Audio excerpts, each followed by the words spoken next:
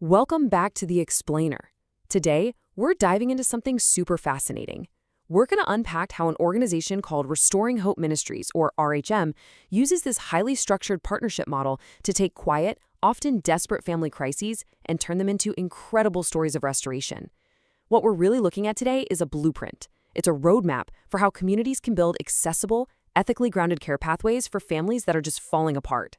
So let's jump right in by asking what is arguably the most pressing logistical and honestly emotional question facing church leaders today. Where do hurting families actually turn when they just can't afford professional help? I mean, it's a massive roadblock. Professional care is incredibly expensive. And when families hit a crisis wall, the lack of affordable, trusted options, that can literally be the difference between healing and total fracture. Without a clear, established pathway for care, hurting people usually end up doing one of three things. They either suffer in silence, they completely isolate themselves and leave their community, or they turn to resources that just don't have the biblical foundation they're looking for. This right here is a silent crisis. We're talking about severe anxiety, grief, broken marriages, trauma, and addiction. And it's all happening quietly, right in the pews. The person sitting next to you might be fighting a battle they simply can't afford to get help for. All right, let's look at Section 1, Stories of Restored Families. Let's look at what this actually means on the ground. Imagine a young couple literally on the brink of divorce. They couldn't afford professional help on their own, but because their church had partnered with RHM, that couple got the counseling they desperately needed. And today, their marriage is completely restored. This isn't just a heartwarming story. It's a structural intervention that saved a young family from fracturing beyond repair. And what's really amazing is how the impact of this care actually compounds over time. Take this report from a women's ministry director in Wisconsin. A woman in their church had been struggling silently with addiction for years. Through this partnership model, she was quickly connected to care. But check out the end of that quote. She didn't just recover. She's now 14 months clean and is actually leading a recovery group for other women. She was restored, and now she's restoring others. Honestly, that is the ultimate goal of this whole framework. Moving right along to Section 2, the Care Pathway Partnership. So having seen the micro-level impact, the marriage is saved, the addiction's broken.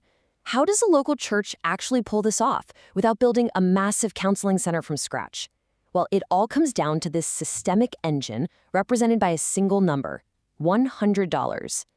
In the RHM model, churches commit to different monthly partnership tiers, and every $100 directly subsidizes one counseling session for a family in need. And the coolest part? If those subsidies aren't used in a given month, they don't just vanish. They actually roll over into a scholarship fund to help even more people down the line. This bridge is an absolute game changer because it dramatically lowers the barrier to entry. To put that into perspective, standard marriage counseling can easily hit $175 a session. For a family already in crisis, that is an impossible expense. But apply that $100 church partner subsidy, and suddenly the cost drops to $75. Now, you might be wondering, why not just make it completely free? Well, the source material points out that research actually shows completely free services can inadvertently undermine engagement. So this model strikes the perfect balance. It turns an impossible expense into an affordable, invested pathway to healing. So here's how that pathway actually flows in real life. Step 1, a member is in crisis. Step 2, rather than the pastor trying to juggle complex trauma or addiction all alone, the church provides a warm, trusted referral to RHM. Step 3, RHM steps in and conducts a professional triage to make sure everything is safe and within scope. And finally, Step 4, the individual or family receives scripture-anchored counseling.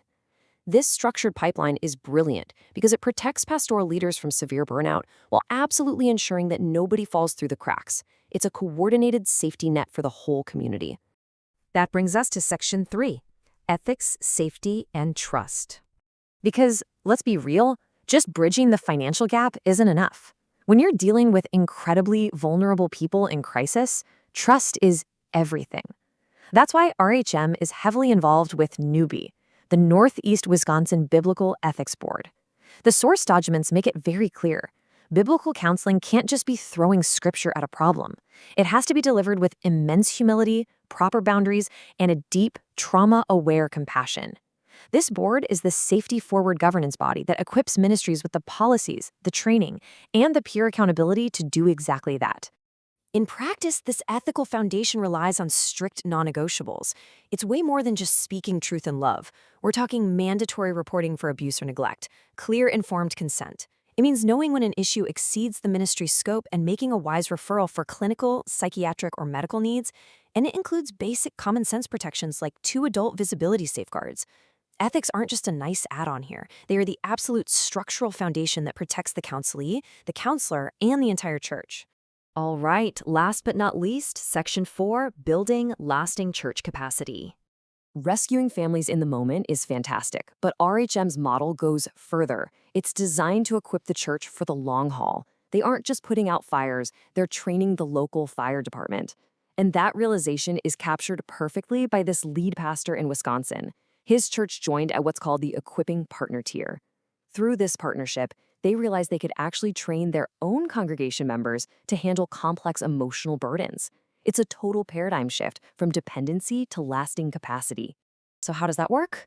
Well, through tiers like the Equipping Partner level, churches can sponsor a trainee straight from their own pews. It's a clear 9-month journey. In month 1, the trainee kicks off a rigorous cohort. By month 5, they're stepping beyond just reading books. They actually begin pastoral supervision and a practicum. And by month 9, they receive a certificate of completion. Just like that, the church has a supervised, fully trained in-house lay counselor ready to serve their community. Talk about a sustainable cycle of care. Ultimately, this whole explainer, this entire model, boils down to the principle found right here in Galatians 6:2.